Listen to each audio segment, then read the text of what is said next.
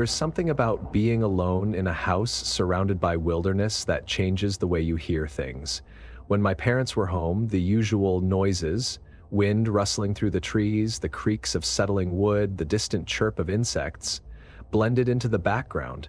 But when I was alone, those sounds stood out, sharp and unnatural, as if the house itself was listening to me as much as I was listening to it. I was sitting at the kitchen table, trying to focus on my calculus homework, but my eyes kept drifting to the window. Beyond the backyard, past the sagging wooden fence, the cypress trees loomed tall and silent, their roots knotted deep into the Everglades. During the day, it was beautiful, almost otherworldly. At night, it felt like the trees were pressing in, waiting. The wind whistled through the branches, carrying the thick scent of damp earth and rotting wood. I heard the voice for the first time around 9 o'clock. It was faint, just a whisper carried on the wind. I almost didn't notice it, but something about it made my skin prickle. A woman's voice, thin and strained. Help. I set my pencil down and listened, straining to hear over the soft hum of the refrigerator. Nothing, just the usual sounds of the swamp at night. The occasional hoot of an owl, the rustling of something moving through the brush. Probably just my imagination, but a few minutes later, it came again. Help me! This time, I stood up. The voice was coming from the woods, beyond the fence. It was distant, yet eerily clear, like someone was standing just out of sight. I grabbed the flashlight from the counter and moved to the back door, hesitating for a moment. I wasn't stupid. I knew how dangerous the swamp could be at night. Gators, snakes, wild boars. But if someone was out there, lost or hurt, I couldn't just ignore it. Stepping onto the porch, I clicked on the flashlight, sweeping its beam across the backyard. The light caught the edge of the trees, illuminating the thick undergrowth, the gnarled roots half submerged in the black water. Hello? I called out. Is someone there? Silence. Then, please, help. The voice was closer now. I swallowed hard, stepping down onto the grass. The night air was thick with humidity, clinging to my skin. As I moved toward the fence, the flashlight beam wavered over the landscape, revealing twisted branches and patches of standing water. I hesitated at the edge of the trees. Something felt wrong. The voice wasn't moving. If someone was lost, I should have been hearing them stumbling through the brush, their cries shifting as they tried to find their way. But the voice was in the same place every time, as if whoever was speaking wasn't moving at all. The hairs on the back of my neck stood up. I took a step closer. The ground was soft beneath my sneakers, damp from an earlier rain. My heart was beating too fast, and I couldn't shake the feeling that I was being watched. The beam of my flashlight swept across the undergrowth and then landed on her. She was standing just beyond the water's edge, barely visible between the trunks. A woman, motionless, her skin too pale, her eyes hollowed shadows in the dim light. Her lips were parted in an unnatural smile, too wide, as if her face had been stretched into the expression. "Help me," she whispered. I took a step back. Her voice didn't match her mouth. It was like a recording, playing at the wrong speed, the pitch off just enough to set my teeth on edge. She didn't move, not an inch, not even to breathe. I did the only thing I could think of. I ran. I sprinted back toward the house, my heart slamming against my ribs. The flashlight swung wildly in my grip, casting erratic shadows across the ground. I reached the porch, bolted inside, and slammed the door shut behind me, twisting the lock with shaking hands. For a few moments, I just stood there, gasping for breath. My mind raced, trying to make sense of what I'd seen. It had to be a trick, a prank, someone screwing with me. Then I heard it. Right outside the window. "Help me." My stomach dropped. Slowly, I turned. The window beside the back door was open, just a crack. A dark shape loomed just beyond the glass. I shut it so fast my fingers nearly got caught, locking it with a trembling hand. I backed away, my pulse hammering in my ears. The house felt too quiet, the air too still. And then, knock, knock, knock, the sound came from the front door. My breath caught. My mind screamed at me to stay put, to not look, but my feet moved on their own, carrying me toward the peephole. I hesitated, then slowly I leaned in and looked. There was nothing there. Just the dark expanse of the front porch, empty. The street beyond was silent. And yet, help me. The voice came from directly behind the door. I stumbled back, nearly tripping over my own feet. My chest felt tight, my lungs refusing to work properly. I grabbed my phone off the counter, my fingers shaking as I dialed 911. The dispatcher's voice was calm, steady. I tried to explain. There was someone outside my house asking for help, but they weren't right. Stay on the line, she told me. Officers are on their way. I clutched the phone like a lifeline, forcing myself to move away from the doors, away from the windows. The knocking had stopped, but I could still hear her. Help me! From the living room window, from the back door, from the walls, as if the voice was inside the house now. I pressed myself into the corner, heart pounding, eyes shut tight. The sirens came minutes later, though it felt like hours. Red and blue lights flashed through the windows. I barely registered the sound of voices, the knock on the door, an actual police officer speaking my name. When they searched the yard, they found nothing. No footprints, no sign that anyone had been there at all. But I know the truth. I know what I saw. And I know that she's still out there. Waiting. After Ryan's encounter with the thing in the Everglades, I couldn't shake the feeling that fear isn't just about what you see, it's about what you don't. It's about the places just beyond reach, the ones you never think to check. I never looked under my house. I never thought I had to. That changed the night the storm rolled in. The rain had started around 8, soft at first, tapping against the windows like impatient fingers. By 9, it was a full-on thunderstorm, rattling the house with every crash of lightning. I was alone, stretched out on the couch, watching a horror movie I'd already seen a dozen times. The TV's glow flickered against the walls, casting strange shadows across the living room. Outside, the wind howled through the trees, shaking the old oak in our front yard until its branches scraped against the house like brittle claws. I wasn't scared. Not at first. Then I heard the noise. It was faint, almost drowned out by the storm, a soft scraping sound like something shifting beneath the floorboards. I muted the TV. The sound came again, not the usual creaks of the house settling, something deliberate, something moving. A shuffle, a whisper of fabric brushing against wood. I sat up slowly, listening. It was coming from beneath me, from the crawl space. My stomach twisted. I tried to tell myself it was nothing, maybe just the wind rattling a loose vent, or an animal that had burrowed under the house to escape the rain. I grabbed my phone and turned on the flashlight, aiming it at the floor as if that would help. Another noise. This time a dull thump, followed by a dragging sound. I stood up. The crawlspace entrance was in the laundry room, a square hatch cut into the floor. It was barely big enough for a person to squeeze through. Just a dark hole leading into the belly of the house. I'd never had a reason to open it. Until now. I grabbed a broom from the kitchen, my pulse hammering in my ears as I stepped into the laundry room. The hatch sat in the corner, partially obscured by a stack of towels. I nudged them aside with my foot, staring at the wooden panel. I don't know what I expected. Maybe a rat scurrying past, maybe nothing at all. But when I crouched down and pressed my ear to the floor, I heard breathing. Shallow. Ragged. Human. My breath hitched. The crawl space was locked from the outside. Whatever was down there hadn't gotten in by accident. I reached for the latch, my fingers trembling. Every rational part of me screamed to call 911, to run, to not open that hatch. But I had to know. I had to see.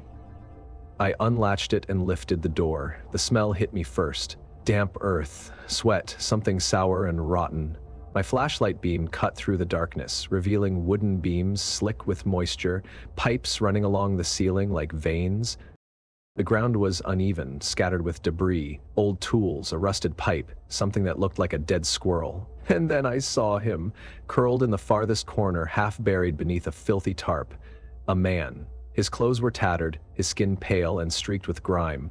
His breath came in sharp, uneven gasps. His eyes, wide, bloodshot, locked onto mine. I couldn't move. Neither could he. For a second, we just stared at each other, the rain hammering the roof above us. Then his lips pulled back, baring yellowed teeth in something that wasn't quite a smile, and he lunged. I screamed, shoving the hatch shut as he scrambled toward me, his fingers clawing at the wooden boards. I threw my weight onto it, locking it down as something slammed against the other side. He was trying to get out. I grabbed my phone, my fingers fumbling over the screen as I dialed 911. "There's someone under my house," I gasped. He was living there. I locked him in, but he's trying to get out." The dispatcher's voice was calm. Too calm. "Stay on the line. Officers are on their way."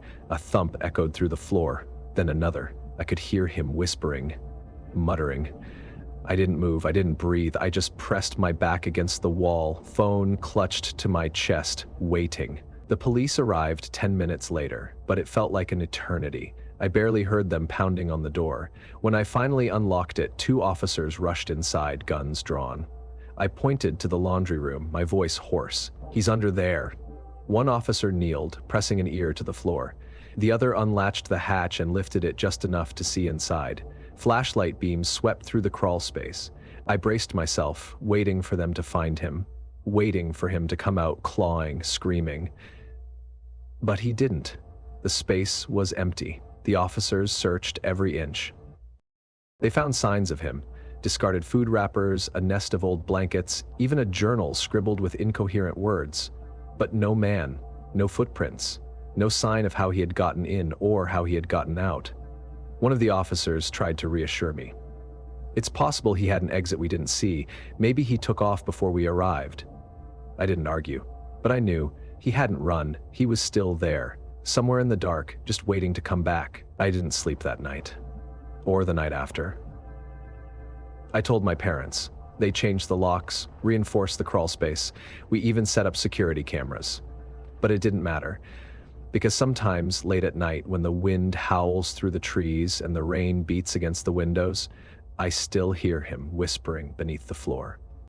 After Elise's ordeal, I found myself wondering what's worse, knowing there's something beneath your feet or realizing you're not as alone as you think.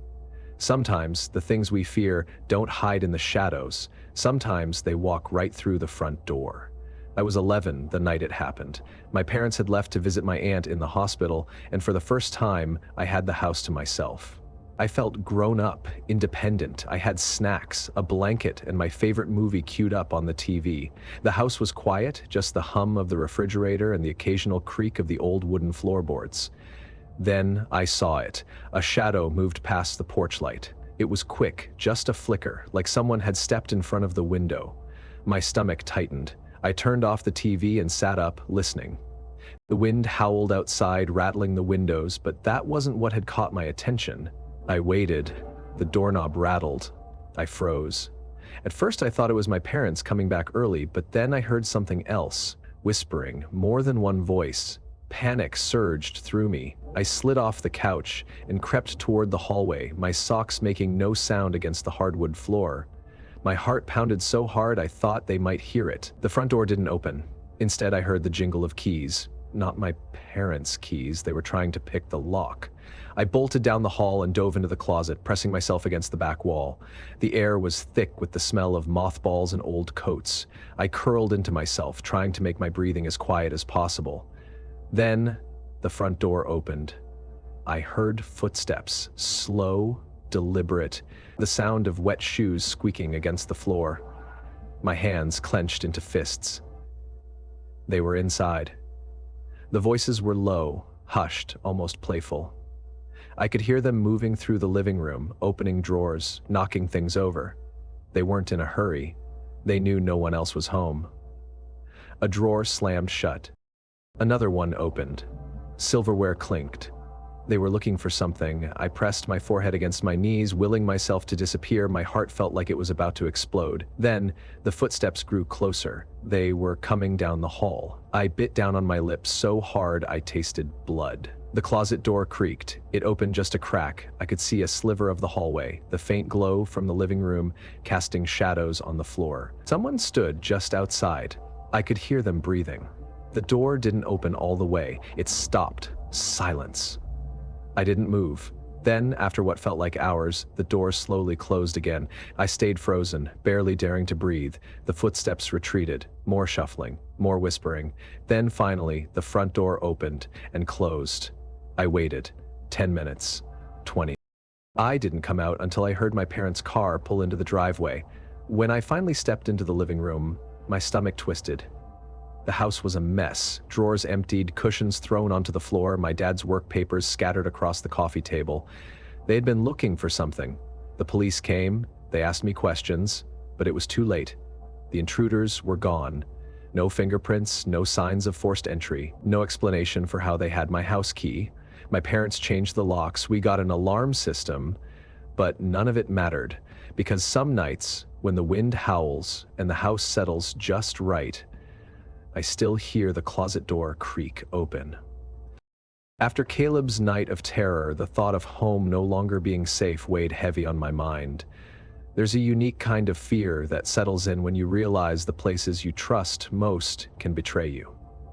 I thought about that a lot as I drove up to the cabin, the winding roads stretching endlessly ahead, the trees on either side shrouded in mist. The cabin belonged to my family, a place we'd spent summers fishing, hiking, and making fires that crackled long into the night. But in the winter, when the lake froze over and the tourists disappeared, it became something else entirely. Isolated, quiet, a perfect place to be alone, and I wanted to be alone. I parked in the driveway, my tires crunching over the frost-covered gravel. The air was crisp, the scent of pine thick, and the lake stretched out in the distance, calm and undisturbed. My parents had left the heat running low, so I turned it up and dropped my bag in the bedroom. The floorboards creaked under my weight. The only sounds were my own movements and the occasional groan of the wind slipping through the eaves. As the evening wore on, I settled into the couch with a book, letting the stillness of the cabin sink into my bones, the kind of quiet that makes everything feel smaller, more intimate. I almost missed it at first. The shape on the dock. I glanced up from my book, my eyes drifting lazily toward the lake. There, at the far end of the dock, stood a man. He wasn't moving. He wasn't fishing or looking out over the water. He was just standing, facing the house. I stared for a long moment, expecting him to shift, to wave, to do anything that made sense. He didn't. A chill ran down my spine. Maybe he was a hiker who had gotten lost, or a neighbor from one of the other cabins, though in all my years coming here I'd never seen one close enough to visit. I set the book down and moved to the window, peering through the fog that had begun creeping across the lake's surface. My heart thumped unevenly. The man was still there. I told myself I was being paranoid. It was just some guy. But then I blinked, and he was gone. I exhaled sharply, my breath fogging up the glass. My eyes scanned the dock, the lake, the surrounding trees. Nothing, just shifting mist and the reflection of the moon on the water. Shaking my head, I turned away. Maybe I had imagined it. Hours passed. The fog thickened outside, swallowing the trees and lake in an opaque white. I told myself I'd shake the weird feeling if I focused on something else, so I flicked on the TV, flipping through channels mindlessly. A soft tap, tap, tap sounded from behind me. I froze. It came again. Tap, tap, tap. Slow, deliberate. I turned my head, my breath catching in my throat. He was standing at the sliding glass door. The same man from the dock. Only now, he was much closer. The fog swirled behind him, creeping up against the house like fingers reaching through the cracks. His hands were pressed flat against the glass, his fingers spread unnaturally wide. His head tilted slightly, his lips curled into a grin. A too wide grin. I lurched to my feet, every muscle in my body screaming for me to move, to lock the doors, to do something, but I couldn't. I didn't want to get closer. The air in the room felt thick, suffocating. Then he raised one hand and slowly curled his index finger, beckoning. A chill clawed its way up my spine. I stumbled backward, knocking into the coffee table. My heart pounded so hard it made my vision blur. My legs finally obeyed, and I bolted for the front door, checking the lock secure. I sprinted to the back, to the glass door where he stood, and slammed the latch into place. When I looked up, he was gone. The fog had swallowed everything outside. I didn't sleep that night. I sat in the living room, lights blazing, my back against the wall, where I could see both the front and back doors. Every little sound made my breath hitch. Sometime before dawn, exhaustion took over and I drifted off. A loud bang woke me. I jolted upright, my chest tight with panic. The fog was still there, thick and unmoving, pressing against the glass like a living thing. The room was eerily silent, the kind of quiet that makes you realize you're not alone. I turned my head slowly. The man was inside, standing in the corner of the room, watching me. My breath hitched, my body refusing to move, to run. I couldn't even scream. Then, just as suddenly as I had seen him, he was gone. I scrambled to my feet, my pulse slamming against my ribs. My body was trembling, my skin ice cold. The room was empty. The doors were locked. But something had changed. I could feel it. The air was wrong, thicker. My ears rang in the silence. I didn't care if I was being paranoid.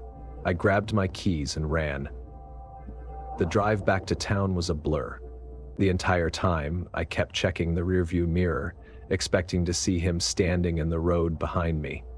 When I finally got home, I locked the doors and didn't tell my parents what happened. They wouldn't have believed me. But I know what I saw, and I know he's still out there. After Ethan's night at the cabin, I started thinking about the way spaces change when you're alone. A house, a room, a hallway, places that should be familiar can turn foreign when there's no one else there to ground them. Maybe that's why I never liked the guest room. Our new house in Charleston was beautiful in the way old things are, ornate, full of history, but slightly off. My parents were thrilled, calling it a piece of Southern charm. I wasn't so sure. It was too big, too empty. The floors creaked even when no one was walking. The air smelled of aged wood and something else, something musty and stale. The guest room was at the end of the hall, past my bedroom. My parents told me we wouldn't use it much, so they kept the door shut. I liked it that way. Something about that room bothered me. The way the door handle always felt cold when I passed by. The way the light in the hallway never quite reached the bottom of the door, leaving a sliver of shadow beneath it. That night was the first time I was home alone. My parents had gone to a dinner party downtown, leaving me with a reminder to lock up. I told them I'd be fine. At first, I was.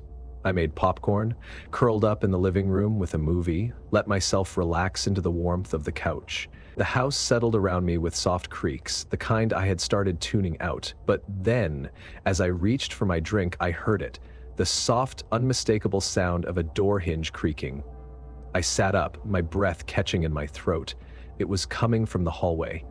I turned off the TV, plunging the house into silence. The only sound was the ticking of the grandfather clock down the hall.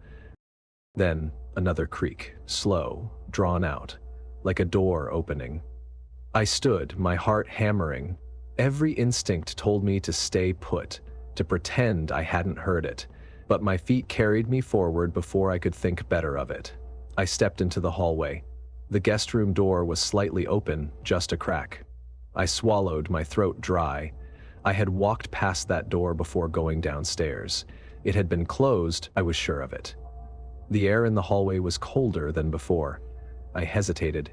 Maybe it was just a draft, maybe the old house had shifted. But then I saw it. A single footprint in the dust on the floor. It wasn't mine.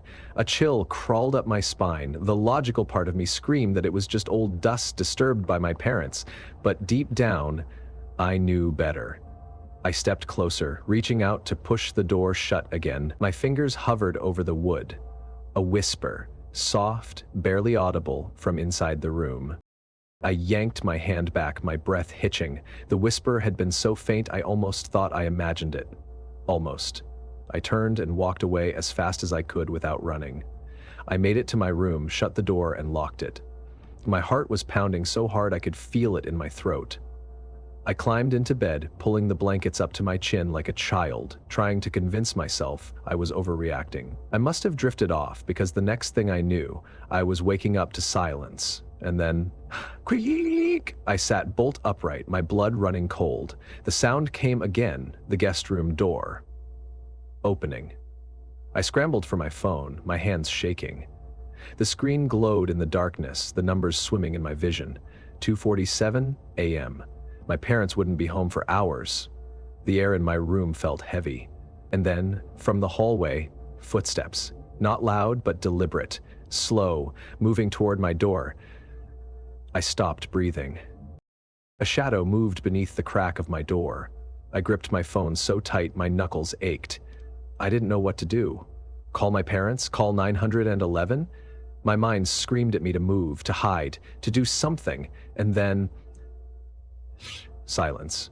No footsteps, no creaking, just quiet. I didn't move. Minutes passed, each one stretching unbearably long. Then, finally, a soft click. The sound of the guest room door closing. I didn't sleep after that. I stayed curled in bed, my phone clutched in my hand until the sun began to rise. When my parents got home, I told them everything. My mom laughed, said the old house was playing tricks on me. My dad checked the guest room, finding nothing but dust-covered furniture. The footprint was gone. I refused to be home alone after that. My parents rolled their eyes but humored me. Then, a week later, I overheard them talking in hushed tones after dinner. My dad said he woke up in the middle of the night and heard something, a creak, a door opening. My mom brushed it off. "It's just the house settling," she said. That night, as I lay in bed, I heard it again. The guest room door creak. After what happened to Madison, I started thinking about how some things feel normal until the moment they aren't. A room in your own house, a space you've walked past 100 times. Until one night, the door creaks open on its own, and suddenly everything changes. That's the thing about horror. It doesn't announce itself. It creeps in slowly, settles in the corners, waits for the right moment to make you notice. That's what happened to me. I never thought babysitting would be scary. My parents went out for dinner, leaving me home with my baby sister Emma. It wasn't a big deal. I had watched her before, and she was easy. Slept most of the time. I had a system. Keep the monitor on, check in every hour, and relax. Simple. The first couple of hours passed like any normal night. I heated up a frozen pizza, scrolled through my phone, played a few rounds of some game I wasn't even paying attention to. The monitor sat on the coffee table beside me, its small screen casting a dull glow. Every so often, I'd glance over at Emma still asleep, curled on her side, the soft rise and fall of her tiny chest reassuring me she was fine. It started with the static, a faint, almost imperceptible crackling from the speaker. Not unusual, baby monitors weren't perfect, but something about it made my skin prickle. I turned the volume up slightly, listening. Beneath the static, there was something else. A whisper. Too faint to understand, but rhythmic, like words. I frowned, leaning closer. The screen flickered. Emma shifted slightly in her crib, but didn't wake. I picked up the monitor, adjusting the antenna. The image cleared, showing the familiar sight of her nursery. The mobile hanging motionless above the crib, the nightlight casting a soft yellow glow. Nothing was out of place. Then, a shadow moved. It was quick, just a blur in the corner of the screen, but I saw it. My breath hitched. The whispering grew louder. I turned off the volume. The whispering continued. A cold wave of fear crawled up my spine. I stared at the screen, willing it to be nothing, to show me something, anything. That made sense. Maybe the monitor was picking up another signal, some weird interference. That happens sometimes, right? Then Emma woke up.